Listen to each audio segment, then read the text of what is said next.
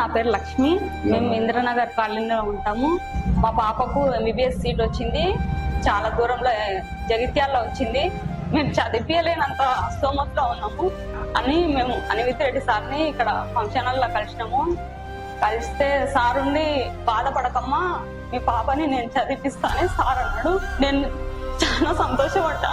Sir 2 రోజుల్లో మాకు డబ్బులు ఇచ్చేసిండు. మా పాపకు డీడీ తీసుకెళ్లి జగిత్యాల ఇచ్చేసిండు. మా పాప అంది, మనకెవరు హెల్ప్ చేయలేమ్మా, వచ్చి నేను సార్ని కలుస్తాను. మా పాప కూడా చాలా బాధపడ్డది. నేను సార్ కూడా నా బిడ్డని చదివిస్తామ్మా అని నా చేతులు పట్టుకొని సార్ నేను కాళ్ళ మీద పడిపోతుంటే, వద్దు అమ్మా నేను నీ పాపని చదివిస్తానని సార్ అన్నాడు. బిడ్డ ఫీజు నేను కడతా, మెడిసిన్ MBBS నేను చదివిస్తాను. ఎందుకు రేపు పొద్దు నాకు 10ంటికి ఆఫీస్కి వచ్చేసి. సార్ అంత మంచోడు. నాకు ఇప్పటి వరకు నాకు 10 రూపాయలు కూడా ఎవరు నా పాపకి హెల్ప్ చేయలేదు. సార్ చేసినందుకు నేను రుణపడి ఉంటా సార్కి. నాకు సార్ మళ్ళీ సార్ కూడా సార్ రావాలని నేను కోరుకుంటున్నాను.